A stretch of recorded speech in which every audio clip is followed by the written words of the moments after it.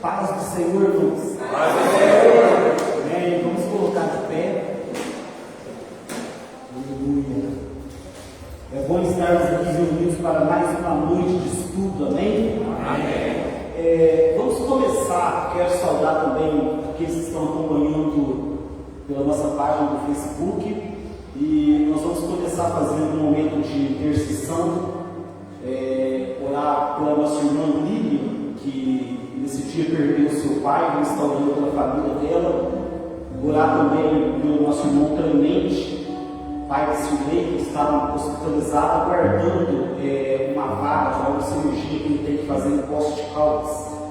Então vamos estar orando nesse momento. Senhor, nós, como igreja, nos colocamos agora como intercessores diante da tua presença. Nós oramos ao Senhor que tenha misericórdia dos nossos irmãos. Oramos pela vida da Lívia, ó Deus, pela sua família, pelo Emerson, pelas suas irmãs, nesse momento de luto que eles estão passando ali. Eu oro para que o Senhor conforte o coração deles, que o Senhor fortaleça para a vida deles nesse momento difícil de perda que eles estão passando. Que em nome de Jesus, Pai, as tuas boas mãos estejam estendidas sobre eles, e que eles possam superar esse momento na tua presença. Estendemos essa oração ao nosso irmão Clemente, a Cirlei, o Bruno, a sua família, que estão também, Pai, passando por esse momento de aflição, guardando essa vaga urgente. Mais uma vez, Pai, nós nos colocamos em intercessão pela vida do Clemente e oramos, ó Deus, como orei com ele ali no hospital, que o Senhor possa sustentá-lo até que essa vaga saia. O Senhor possa colocar tuas boas mãos sobre a vida dele, restaurar a vida dele, Pai, e fazer com que através disso o teu nome seja glorificado. Nós, como tua igreja, oramos e intercedemos por eles nessa hora, em nome de Jesus. Oramos também por esta noite de estudo. Deus, venha falar aos nossos corações. Nesse momento nós queremos louvar e agradecer o teu nome, porque o Senhor é a razão da nossa vida. O Senhor é a razão por estarmos aqui. Se estamos aqui de pé, fisicamente, espiritualmente, é por causa do Senhor. Então há em nós motivos para te adorar, para te glorificar e para ter um coração grato ao Senhor pela tua presença neste lugar. Vamos adorar o Senhor. Aleluia. Nós possamos agradecer o nome do Senhor nessa noite, declarar que Ele é o Deus da nossa salvação, que Ele é santo, que Ele é digno. Aleluia, Jesus.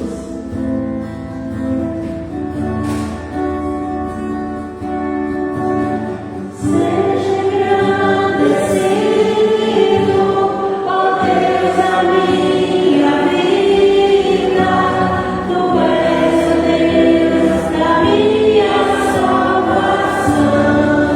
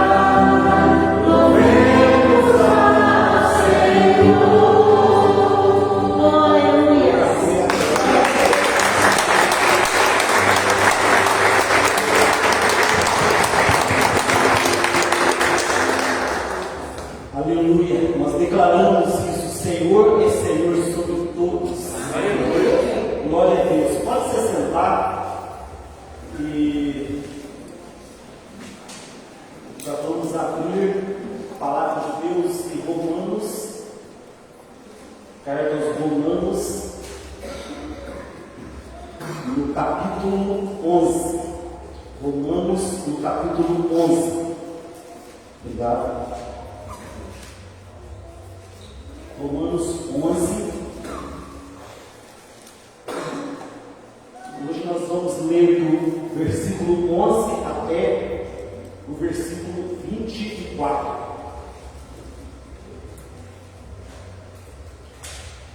Bom, então lembrando, hoje é a nossa 44ª lição dentro dessa carta de Romanos.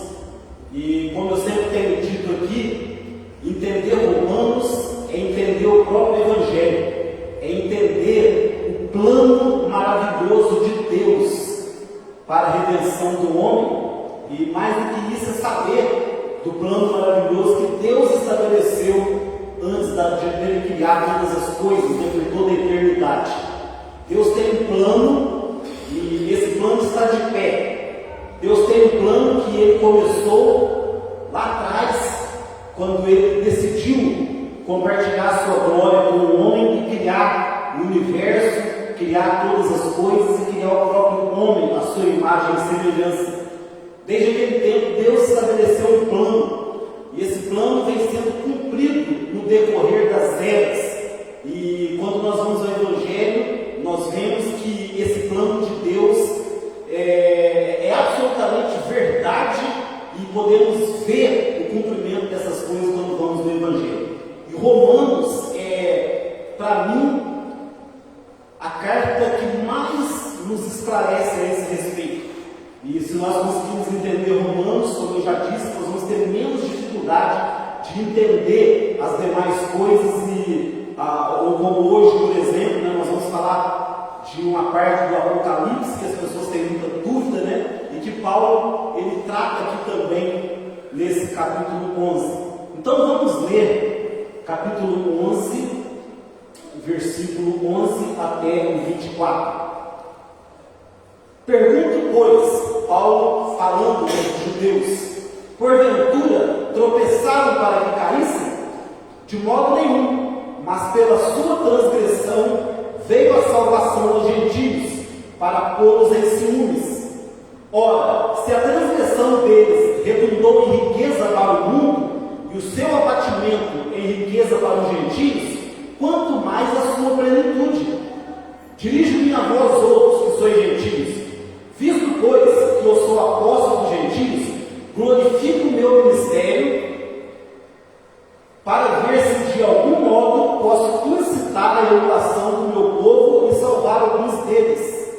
Porque se o fato de terem sido eles rejeitados trouxe reconciliação ao mundo, que será o seu restabelecimento, se não vida dentre os mortos? E se forem santas as primícias da massa, igualmente será a sua totalidade. Se for santa a raiz, também o serão ramos.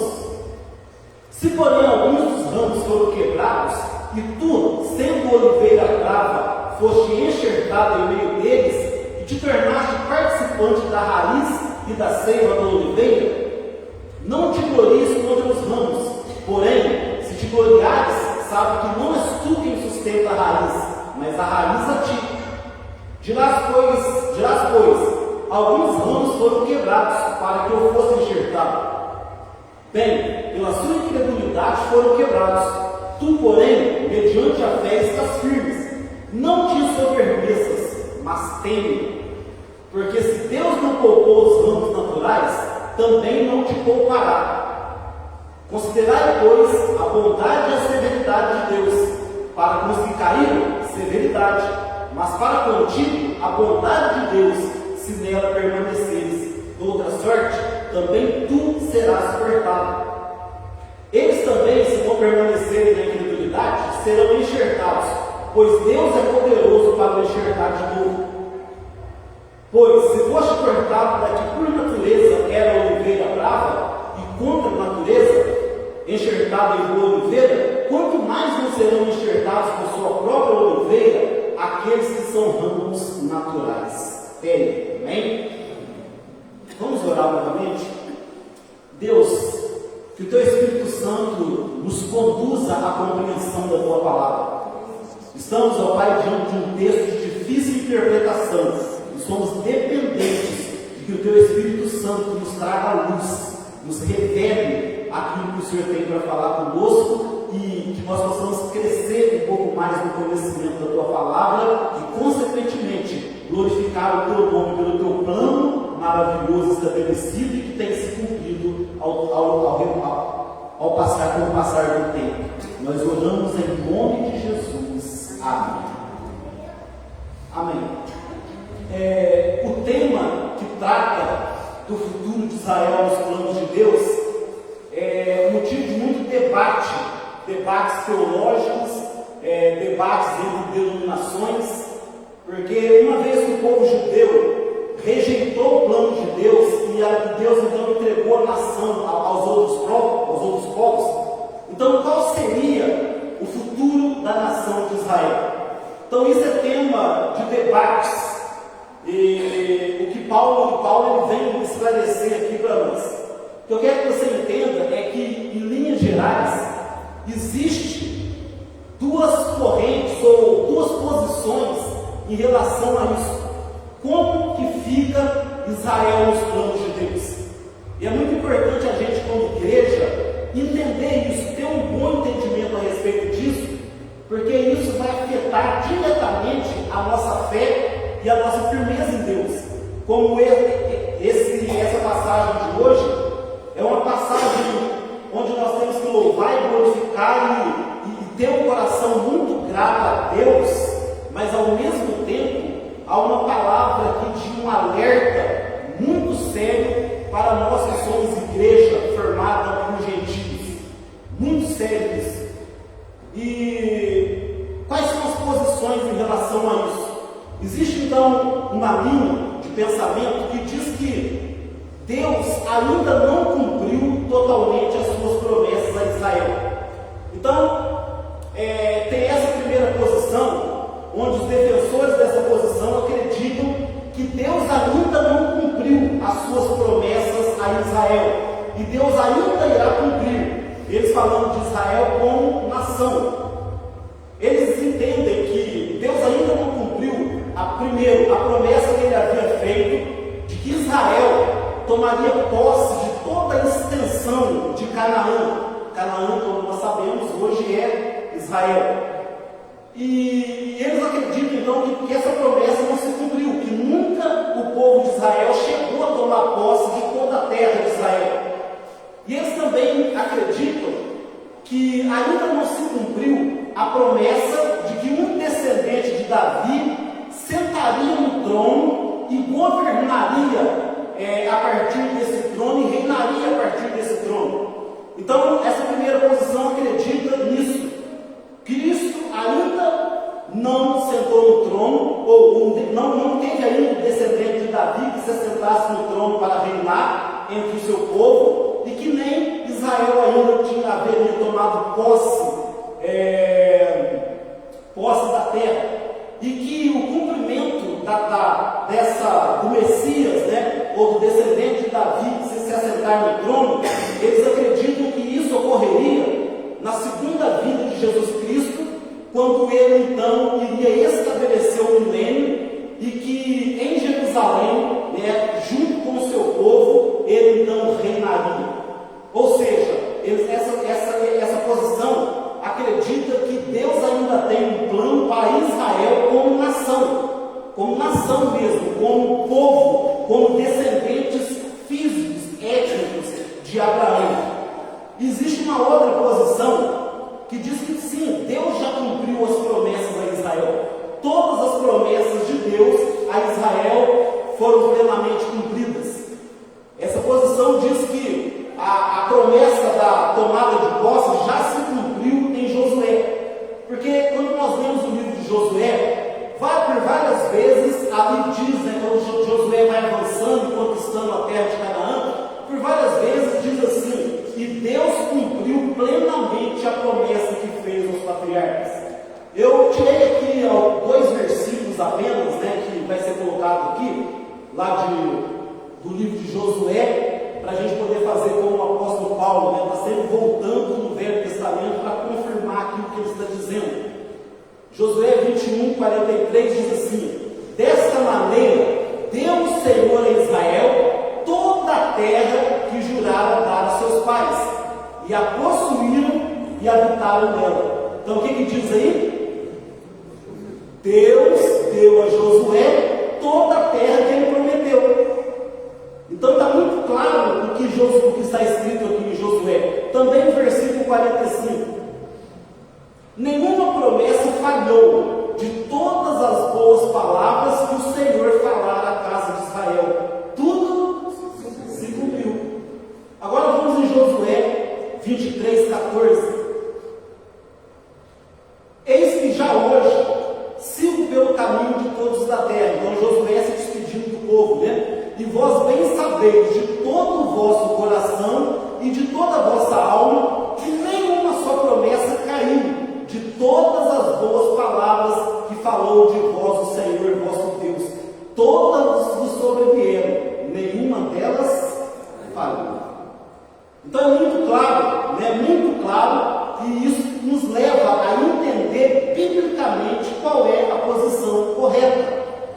A outra promessa de que o Messias, né, ainda estaria por vir para se assentar no trono, se cumpriu quando Jesus Cristo ressuscitou dentre os mortos, e a Bíblia diz que ele subiu, se assentou no trono de Deus, à direita de Deus, e de lá ele reina no meio do seu povo. Então, segundo essa posição, desde que Jesus Cristo ele ressuscitou, foi levado aos céus e se assentou no trono de Deus, à direita de Deus, ele já reina no coração daqueles que são seus.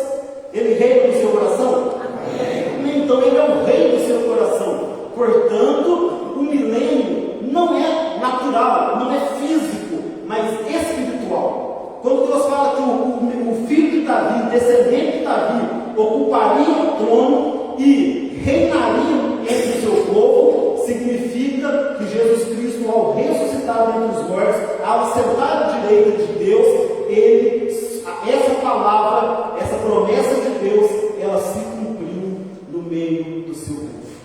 Amém? Então, essa segunda posição é a posição que eu creio, bíblica, e é a posição, né, que todos aqueles que eu acompanho, já falei para vocês aqui, esses estudos e tudo aquilo que eu creio, todo o fundamento da minha fé, né, está no Evangelho, naquilo que eu consigo entender da Bíblia, estudando a Bíblia, através dos livros que eu me formei, dos pregadores que são meus mentores, que eu ouço, de toda uma corrente. Para mim, essa é a posição bíblica.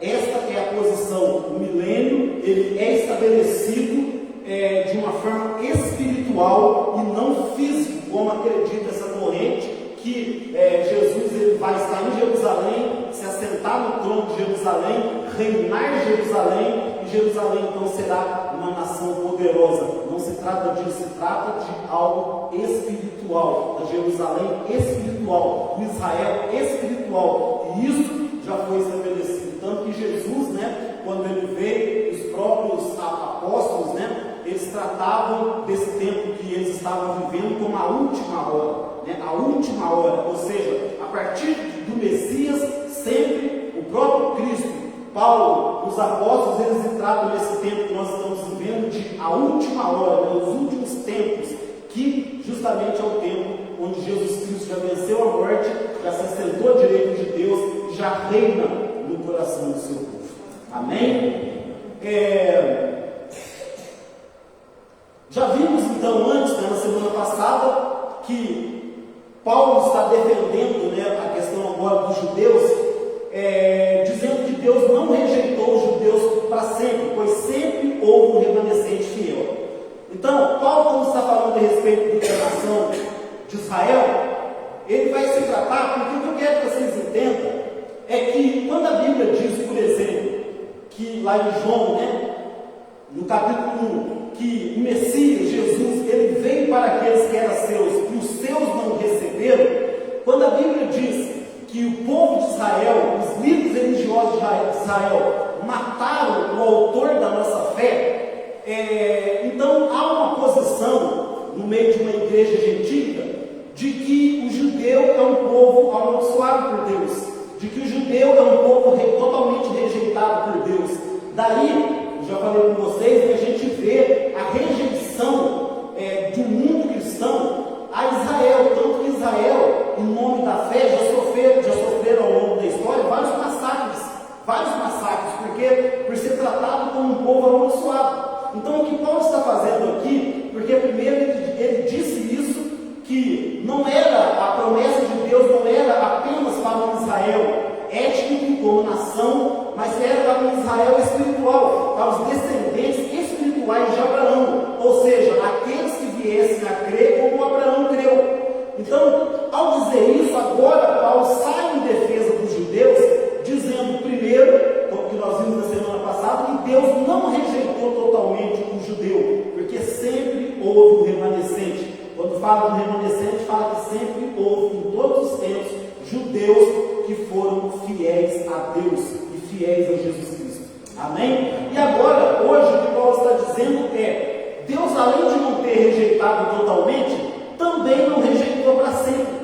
Porque o que Paulo acredita e que a Bíblia diz é que haverá um tempo onde os judeus se converterão em massa. Houve um tempo, então, no primeiro período, a maioria, ou a grande maioria dos judeus rejeitou o Messias. Mas haverá um outro tempo onde a grande maioria dos judeus que vivem naquele tempo estabelecido por Deus vão crer no Messias. E é disso que Paulo está tratando aqui. Então, primeiro ele fala: Deus não rejeitou a totalidade dos israelitas, porque sempre houve israelitas que creram. Agora Paulo está dizendo também a rejeição deles não é para sempre, porque haverá um tempo onde Deus os levará a crer novamente no Messias. E Paulo está tratando disso aqui, um assunto bem complexo, mas que eu tentei resumir da forma mais simples possível.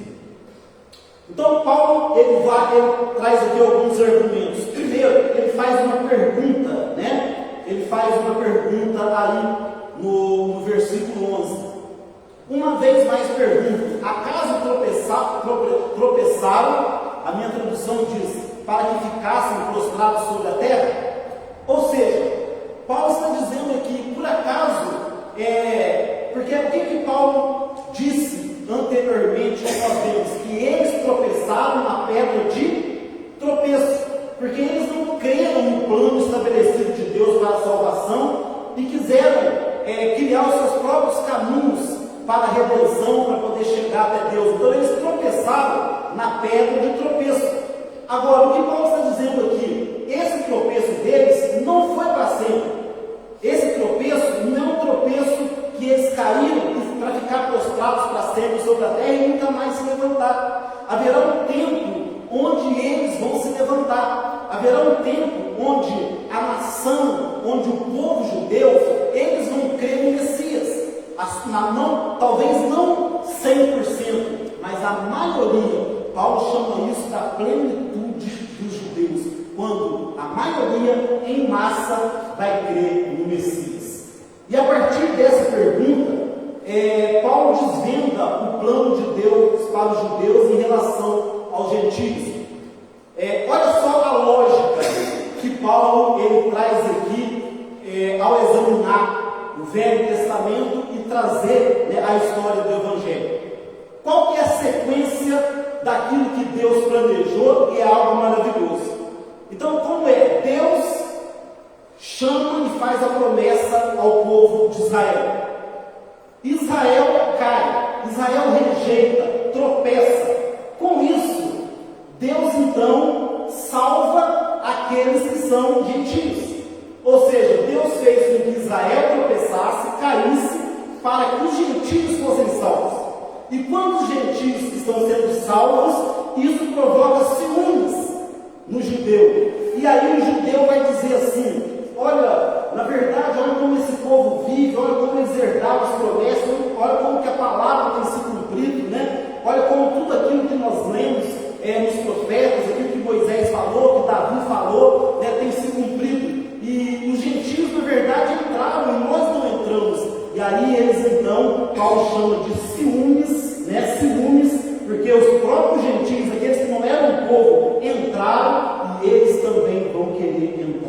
eles também vão crer nas promessas de Deus que estão sendo cumpridas aos gentios. Um plano maravilhoso, como que Deus ele planejou tudo desde o princípio para que no final o seu nome fosse glorificado sobre todos, para todos sempre nos céus, tanto por judeus quanto por gentios. Deus faz a promessa ao povo, esse povo rejeita, Deus então chama um povo que não era povo, e aqueles que rejeitaram, ao olhar esse povo entrando, também vão querer entrar. E o nome de Deus vai ser glorificado, porque embora Deus os rejeitou, Deus é um Deus de misericórdia que não rejeita para sempre. Amém. Então esse é o plano de Deus, algo maravilhoso e que tem sido cumprido, no decorrer dos tempos. Agora, é muito importante dizer que isso não é o plano B de Deus. Lembra que eu sempre tenho falado aqui que Deus não tem plano B? E Paulo comprova isso quando ele cita que Moisés já falava sobre isso, que os profetas já falavam sobre isso, que Davi já falava sobre isso. Então não é a questão de que Deus chamou o povo de Israel, Deus falou: olha, vocês vão, através de vocês, todas as nações da terra serão benditas. E aí o povo falhou, e aí Deus falou: nossa, agora o que eu vou fazer? Já sei, com o plano B, eu vou agora levantar um outro povo, para ver se esse povo consegue fazer o que eles não fizeram. Esse povo é a igreja. Não, Deus já tinha tudo estabelecido desde o princípio. Deus ele criou o povo, ele sabia que esse povo não ia fazer o que ele pediu para esse povo fazer. Ele ia levantar um outro povo para fazer, então, para cumprir as promessas, como Paulo fala aqui, vocês foram enxertados para poder fazer parte, desfrutar da mesma seiva. Nós vamos falar disso daqui a pouco. Então é algo maravilhoso. Então não foi o plano B de Deus, E no final do versículo 11, Paulo diz assim: para pô-los em ciúmes. Significa isso que eu estou falando, que vai acontecer o que Paulo chama da plenitude dos gentios. Num tempo, ali na frente, não sabemos quando, lá em Apocalipse fala sobre isso, as pessoas tentam estabelecer datas, mas a verdade é que assim como não sabemos a data da volta de Cristo, também não sabemos quando vai acontecer essa conversão em massa. Mas pelos acontecimentos, a gente vê que parece que não está tão longe assim. Mas não podemos estabelecer datas. E no versículo 12, Paulo vai falar ainda mais sobre isso. Ele diz assim: contudo, se a transgressão deles constitui riqueza para o mundo, e o seu insucesso fortuna para os gentios, quanto mais significará a sua plenitude. Então, o que Paulo está falando? Se quando eles caíram, eles rejeitaram, eles fracassaram, isso resultou em bênção para os demais povos, imagine então quando eles aceitaram. Imagine então a plenitude quando eles vierem a Cristo e se renderem a Cristo. Que coisa tremenda que vai ser isso para os outros povos. Quando aqueles, imagina, a gente sabe a história bíblica, que eles rejeitaram, que Jesus veio para os seus, mas os seus não receberam, que eles mataram o autor da fé, não creram. A maioria ainda acredita que vai ainda acontecer a primeira vinda do Messias, e de repente a gente começa a ouvir falar: olha, o povo de Israel está se convertendo, o povo de Israel está servindo a Deus. Imagina todo aquele zelo que eles tinham sem entendimento, agora com entendimento, que testemunho isso vai ser para o mundo, e quantos gentios não se converterão nesse tempo. Imagina. Então Paulo está dizendo que isso, se o insucesso deles resultou em bênção, quanto mais quando eles alcançarem o sucesso, ou seja, quando eles crerem no Messias.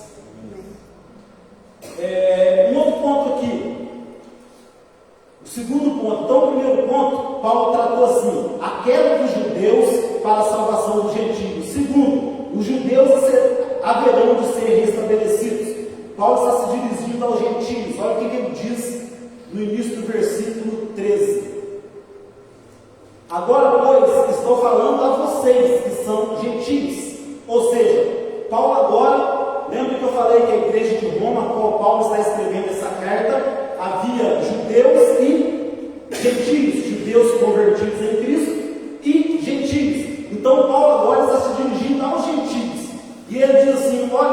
vocês gentios, e aí ele continua, considerando que sou apóstolo dos gentios, exalta o meu ministério. E aí no 14, na expectativa de que alguma forma possa instigar ciúme entre os meus compatriotas, a fim de que alguns deles sejam salvos. Então olha que coisa tremenda, Paulo aqui revela a sua motivação e a sua intenção, porque Paulo ele foi chamado para pregar para os gentios. O primeiro apóstolo, ele sendo um judeu, foi e ele dedicou a sua vida a pregar aos gentios. Mas no fundo do coração de Paulo, a intenção dele era que o seu próprio povo se convertesse. Então sabemos que Paulo era um judeu. Não só ele era um judeu, mas ele era perseguidor da igreja de Cristo. Na verdade, ele era o principal perseguidor da igreja. Mas um dia, na estrada de Damasco, ele teve um encontro real com Cristo. E Cristo transformou a vida dele. Ele então passou de perseguido para perseguidor, se tornou o maior pregador do Evangelho e dedicou a sua vida pregando aos gentios. Mas o coração dele estava nos judeus. Ele nunca esqueceu o seu próprio povo. Lembra que ele orava pelo seu próprio povo e ele diz anteriormente que nós estudamos: eu mesmo desejava ser maldito para que o meu povo cresça.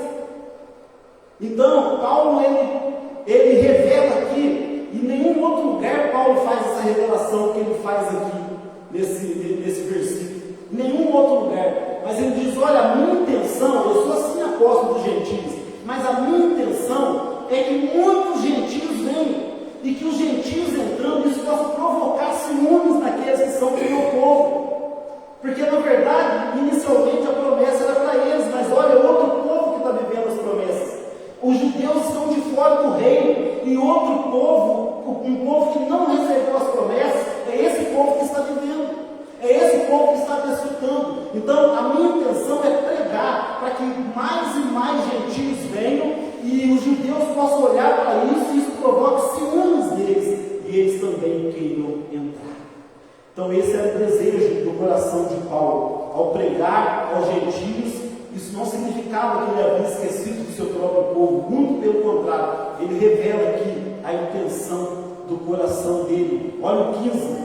Porque se a rejeição dele significa a reconciliação do mundo, o que será a sua aceitação, se não vida dentre os mortos? Olha a comparação que ele faz aqui. Quando os judeus vierem, quando acontecer a plenitude dos judeus, quando eles creem, vai ser como se mortos estivessem tendo vida novamente. Vai ser como um milagre de ressurreição. Quando eles vierem, quando eles crerem em Cristo, haverá um impacto tremendo sobre toda a terra. No 16 e 17, no versículo 16, aliás, ele usa duas metáforas com o mesmo sentido. Se é santa uma parte da massa, que é oferecido como as primícias dos frutos, a massa toda igualmente o é. Se a raiz é santa, todos os ramos também serão. Então, o que Paulo está dizendo, né? Que se as primícias da massa são santas, toda a massa será santa. Se a raiz é santa, a árvore também será. Então, quando ele fala da primícia da massa, quando ele fala da raiz da árvore, ele está se referindo àqueles que creram, os patriarcas, Abraão, Isaac, Jacó, que foram homens santos, homens consagrados a Deus. E então ele diz assim: olha, se esses foram santos, se estes pertencendo a Israel foram homens santos, então deles também vai vir gente santa, deles também vai vir um povo que crê, um povo que é santo. Então Paulo diz aqui, defendendo essa tese: olha, Deus não rejeitou o seu povo para sempre. Nós vimos que na semana passada Paulo disse que ele mesmo era a prova disso, que aqueles 7.000 que não se renderam e que Elias fala deles, né, eram remanescentes, eram pessoas que criam. E agora Paulo está falando: olha, se os primeiros creram, se aqueles que Deus levantou, aqueles a quem Deus fez a promessa, primeiro a Abraão, passando depois para Isaac, para Jacó, né, a raiz, se a raiz de Israel creu, não é possível que não tenha saído coisa boa daí. Não é possível que não tenha mais coisa boa, não é possível. Nós não falamos assim, eu às vezes quando um pai, né, me apresenta o seu filho, né, aí a gente fala assim, olha, a Bíblia fala que pela raiz se conhece, pela árvore se conhece os frutos, né? Então não é possível que a árvore sendo boa vai sair daí frutos que também sejam bons. Paulo usa aqui essa metáfora. E agora, no 17, ele vai usar uma outra metáfora que é muito importante para nós. Ele vai dizer assim, no versículo 17, na verdade ele fala do 17 ao 21. Se alguns dos ramos foram podados e tu, sendo oliveira brava, fosse enxertado entre outros, e agora participa da mesma seiva que flui da oliveira cultivada, então o que Paulo está usando aqui? Ele está pegando o exemplo de uma oliveira, né, de uma oliveira. E aí ele diz assim, ele faz algumas metáforas aqui. Por exemplo, ele fala da raiz dessa oliveira, que dá origem à oliveira, que a raiz são os patriarcas. Quem são os patriarcas? Abraão, Isaac e Jacó. A árvore, a oliveira em si, é o Israel que creu, o Israel espiritual, aqueles 7.000. O apóstolo Paulo, aqueles que são da descendência espiritual de Abraão, que tiveram a mesma fé de Abraão. Ele fala dos ramos naturais que foram cortados. Quem são esses ramos naturais? Israel como nação. Algo natural. Aqueles são da descendência natural de Abraão, que eram da árvore, que faziam parte dessa árvore, que eram herdeiros da promessa, mas por causa da incredulidade, Paulo vai dizer que eles foram o quê? Cortados. E aí ele fala da oliveira brava, daquela oliveira que é brava, que não dá fruto, que não presta. Os ramos dessa oliveira são os gentios. Quem são os gentios? Somos nós. Então fala para o Senhor, você é a oliveira brava.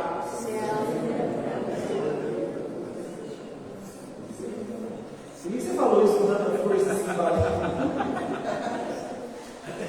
Ai, não entendi não. Aí, ele falou com força. Irmãos, você era oliveira brava. Eu era oliveira brava. O que é oliveira brava? O Paulinho está aqui hoje, né? O Paulinho que entende bem disso. Não presta para nada, não sai aquela oliveira que Jesus falou, não nasce fruto aí, vamos cortar. Então, oliveira brava. Mas aí, o que ele diz? A raiz está lá, que são os patriarcas que creram. A árvore está lá, que é aqueles de Israel que creram em todos os tempos e que creem até hoje. Eu preciso lembrar vocês que em Israel, vocês veem Israel jogando bomba em todo mundo, né? Porque não é, como as pessoas falam, como o povo de Deus está falando, não é o povo de Deus que está fazendo isso, gente. Quem está fazendo isso é aqueles ramos que foram cortados.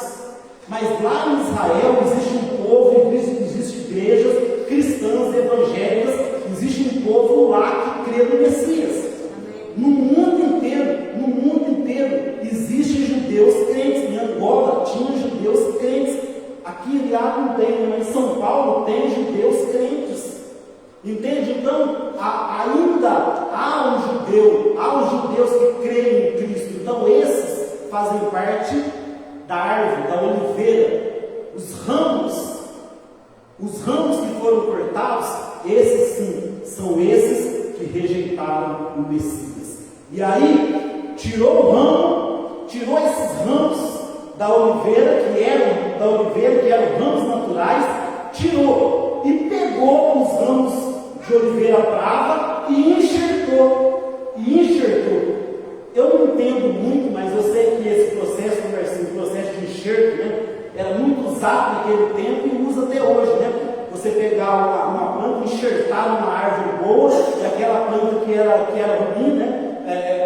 Na verdade, né, o costume, né, pelo que eu li, até não era costume você pegar uma coisa ruim, uma planta ruim, e enxertar numa árvore boa, né? Não era costume, o costume era outro tipo de coisa. Mas Deus é tão maravilhoso que Ele pegou da oliveira brava, enxertou na oliveira boa, e a oliveira brava se tornou boa. Participante da mesma seiva, né? Participante dos frutos daquilo que a oliveira boa produz. Então, você e oliveira brava, fala que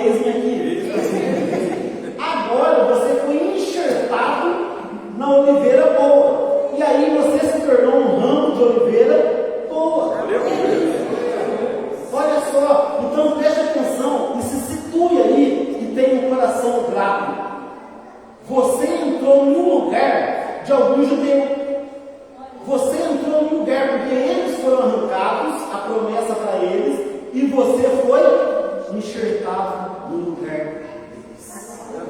Aquilo que Paulo falou e que nós comprovamos, né?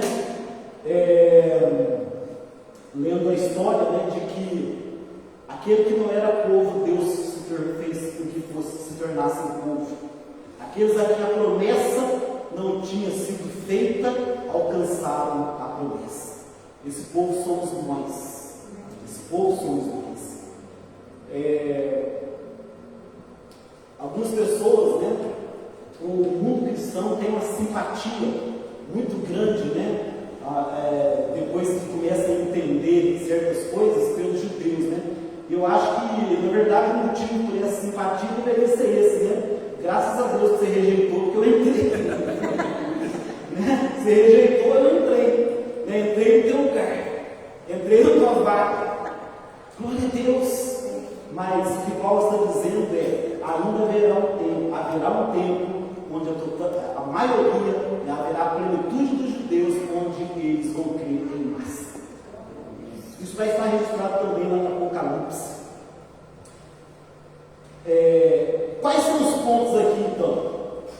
No versículo 17 falou que os ramos naturais foram cortados e os da oliveira brava enxertados. Agora, tem algumas advertências ou algumas exortações para nós aqui. Cadê as oliveiras bravas? Foi enxertado na oliveira boa. Agora virou oliveira boa. Mas tem algumas exortações, né? Nós não estamos assim tranquilinhos. Ai, que beleza, rejeitou eles, me enxertou, ninguém me arranca mais.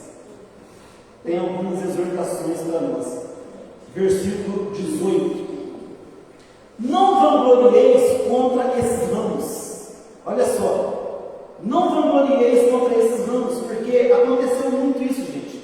Aconteceu muito isso. Até quando você lê mesmo os escritos de Lutero, por exemplo, Lutero parece que expressa uma certa mágoa dos judeus por essa rejeição, por eles terem matado o autor da nossa fé. Mas não é isso que Paulo diz aqui, sabe? Não é isso, por favor, gente, eu amo Lutero, né? Mas ele, nos escritos dele, ele expressa, né, uma certa indignação contra os judeus, sabe? Então havia muito isso. E até hoje, aqui Paulo está falando especificamente da igreja, né? Dos gentios que se tornaram igreja. Olha, não fique indignado contra eles. Mas até hoje, muitos outros povos mesmo, tem alguns povos que detestam judeus. Nós temos um cliente lá no Hot Dog, que ele é de um país que é inimigo mesmo dos judeus. E aí ele chega lá e conversa com a gente. Uma vez ele me fez uma pergunta: mas o Dibi, então Jesus era judeu mesmo? Não é possível que Jesus era judeu. E aí eu tinha que parar de um pouco de trabalhar para poder, né, responder com jeito, com cuidado para ele, né? Lembro disso, com cuidado para ele, porque para não ofender, mas para falar a verdade, né? Mas assim, fico indignado, com ódio mesmo, né? Do povo judeu. Então isso era muito comum. Então Paulo fala aqui no 18: não se vangloriem, né? Não fique indignado contra eles e nem fique soberbo por causa disso. Porém, se o fizeres, recorda-te. Olha só, vamos recordar, é para nós que ele está falando aqui, os gentios da igreja. Recordas, pois, que não és tu que sustenta a raiz, mas a raiz que te sustenta. Qual é a raiz? Os patriarcas, Israel, aqueles a quem primeiramente a promessa foi feita. Não somos nós que sustentamos eles, mas é a raiz que nos sustenta. Qual é a base da nossa fé? Está onde? Abraão. Quem é o pai da nossa fé? Abraão. Nós somos descendentes de quem? Espirituais de quem? Abraão. Que povo Deus chamou Abraão para formar? Israel.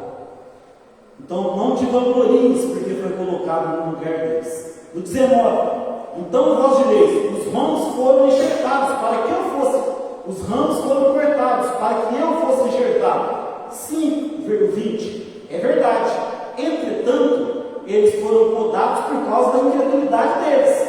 Olha a advertência. Sim, você foi colocado no lugar deles e foram cortados. Mas por que eles foram cortados? Por causa da incredulidade deles. E aí ele continua no 20. Porém, tu que permaneces firme pela fé, não te envaideças, mas tema. Lembra que Paulo fala? Aquele que está de pé, cuide para que não caia. Então ele fala, não se envaideça. Você está firme na fé? Quem está firme na fé? Amém. Não se envaideça. Não se envaideça. Não tome por garantia. Eu sou de Deus, eu sou santo. Olha lá aquele irmão, olha lá aquele povo. Como que pôde esses judeus rejeitar? Como que eles puderam matar o Messias? Como que esse povo tem um coração tão duro assim? Calma, não esqueça que é pela fé que você está firme. É por causa da tua fé que você está firme. E eles foram cortados porque eles não creram. Por causa da incredulidade que eles foram cortados. Não se vanglorie, não tome por garantia.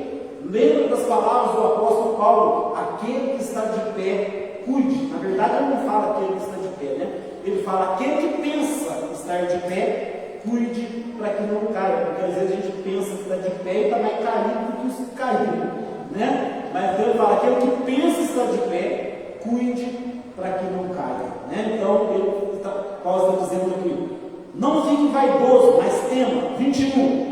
Porque se Deus não poupou os próprios ramos naturais, de igual maneira não te poupará. Se aqueles que eram o povo dele caíram na incredulidade, estabeleceram os seus próprios caminhos, os seus próprios meios de servir a Deus, e eles sendo de Israel, o povo a quem Abraão formou debaixo da promessa de Deus, Deus não poupou, Deus também não poupará a ti. A ti quem? Paulo está falando aqui, que ele falou no 13, a quem? Aos gentios. Aos gentios, para mim e para você que ele está falando isso. Se não poupou aqueles que eram ramos naturais, ele vai poupar os ramos de oliveira brava? No 22, considera, portanto, gente, vamos considerar, considera, pensa, reflita. Então, considera, portanto, a bondade e a severidade de Deus. Então, olha aqui, o que Paulo está mandando a gente considerar? Porque é maravilhoso, né? Eu gosto muito e me arrepia quando a gente está cantando aqui os cantos que falam da bondade de Deus. Eu amo, Deus é bom o tempo todo, Deus é bom o tempo todo. Mas Paulo fala para a gente considerar uma outra coisa além da bondade, a severidade. Deus é bom, o tempo todo Ele é bom, mas considere também a severidade desse Deus. Severidade para aqueles que caíram. E caíram por quê, igreja? Por causa da incredulidade, não creram nos meios de Deus, criaram seus próprios caminhos. Muita gente na igreja está fazendo isso hoje. Está fazendo isso hoje. Não crê no plano de Deus, naquilo que Deus estabeleceu, nos caminhos de Deus. Preferem, ainda que estão dentro da igreja, até ouvindo a verdade, preferem estabelecer os seus próprios caminhos. Incredulidade nos planos de Deus, nos meios de Deus, nos caminhos de Deus. Então ele fala, severidade para com aqueles que caíram, mas bondade para quem? Para contigo. Contigo quem? Gentios. Que coisa, né? Deus foi severo para com eles, bondoso para conosco os gentios, mas não para por aí. Desde que há uma condição lá, desde que permaneças firme na bondade dele. Permaneças firme na bondade dele. Porque de outra maneira você também será excluído. Você também será cortado. Isso é muito sério e Paulo fala para a gente considerar. Nós precisamos considerar isso. Dia após dia, culto após culto, ano após ano, nós estamos frequentando a igreja, ouvindo palavra, pregando, exercendo os nossos ministérios. Dia após dia, passa ano e entra ano, nós estamos na igreja. Falo daqueles que têm estado firme, mas a gente tem que considerar isso. Precisa considerar isso. Precisa pensar sobre isso.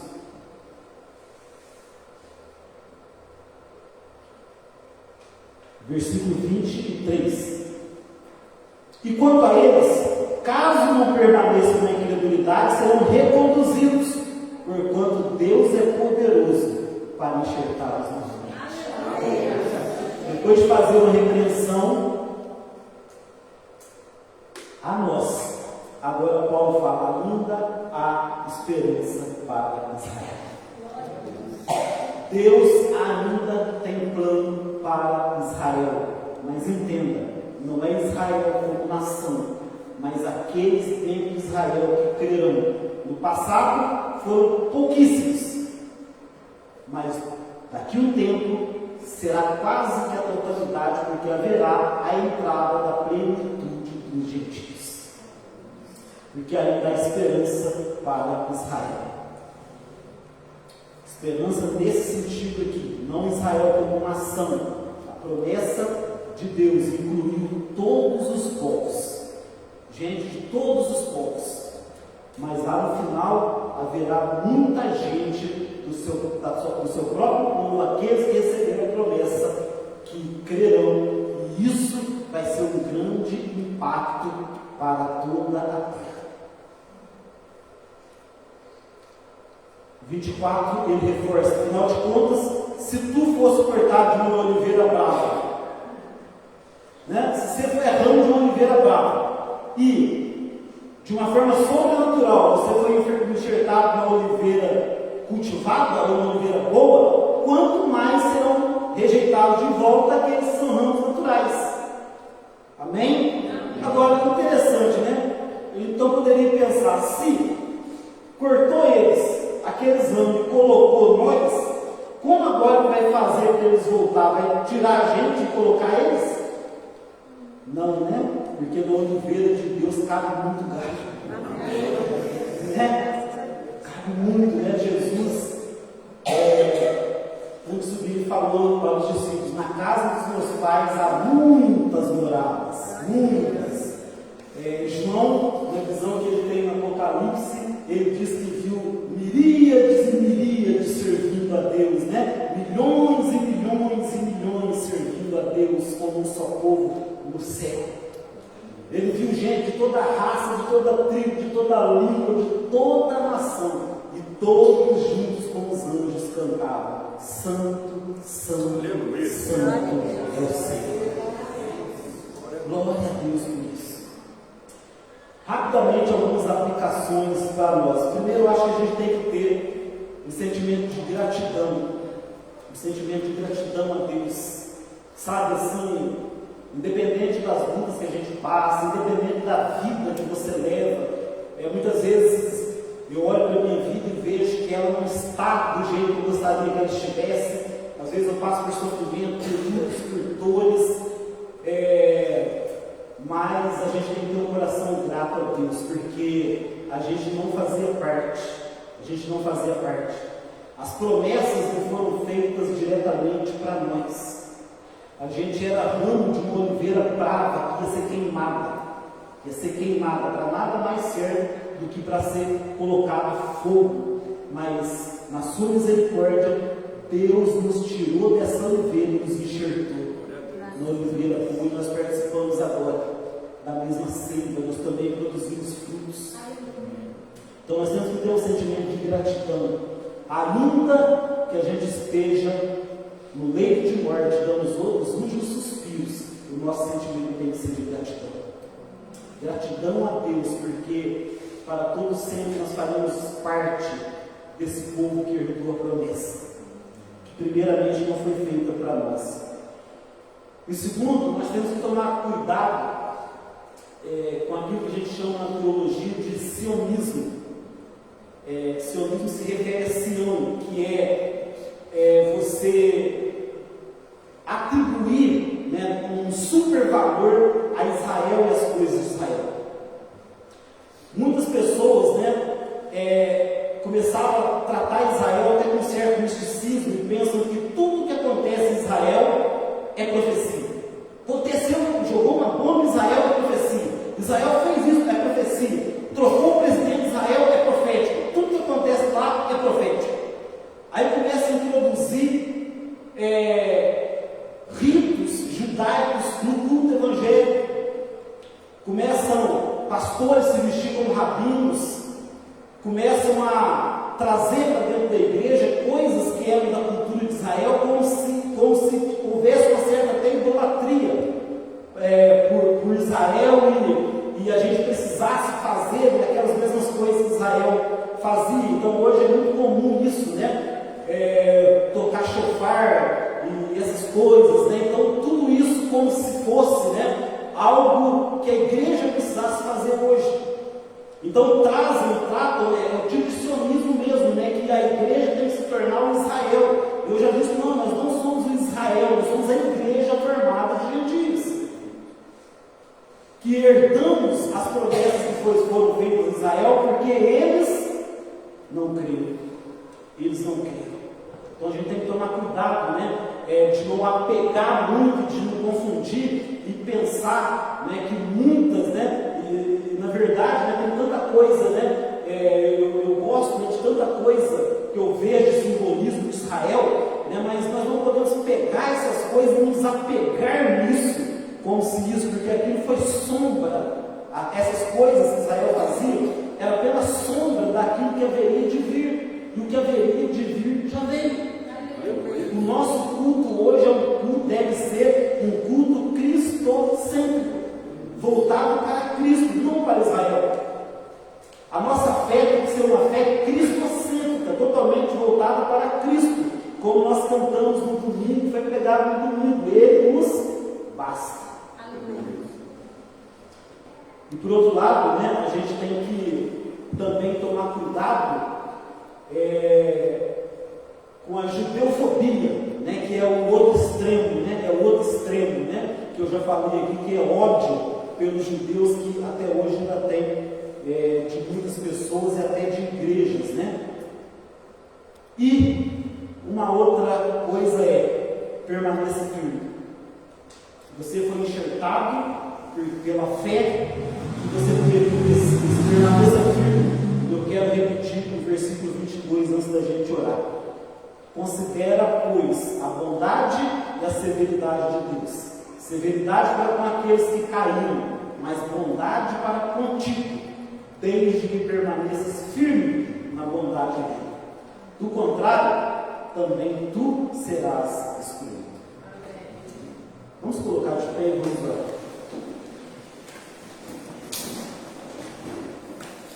Então eu quero saudar nossos visitantes pela primeira vez, a Dalila e a Betânia. Deus abençoe, viu? Vocês sejam muito bem-vindas, né? O Zaqueu, né? Aquele que subiu na árvore, quer dizer, Zaqueu. Deus abençoe vocês, sejam muito bem-vindos sempre, viu? Nós estamos de braços abertos aqui para receber vocês, tá? E um aplauso para os nossos visitantes.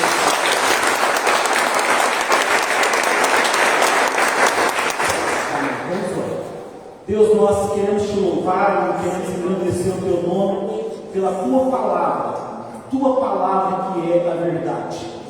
E que essa palavra, Pai, que esse texto, que aquilo que nós estudamos aqui nesta noite, possa tomar conta do nosso coração. E que nós possamos ter um coração grato ao Senhor, glorificar o teu santo nome por esse plano maravilhoso que o Senhor estabeleceu antes de criar todas as coisas, antes da fundação do mundo. E o Senhor me incluiu, o Senhor nos incluiu, o Senhor incluiu um povo que não era povo, o Senhor me tirou De oliveira brava, não me enxertou uma oliveira boa. Eu posso produzir frutos. Eu quero te louvar, eu quero te agradecer por isso. E eu oro para que isso possa fluir de nós. Que isso possa nos alcançar, fluir de nós, transformar em produção de fruto nas nossas vidas. Amém. Em nome de Jesus, que a tua igreja não apenas ouça a verdade, mas que possa viver e ser transformado por essa verdade. Em nome de Jesus. Amém. Por isso, irmão, para o Senhor, que Deus te abençoe.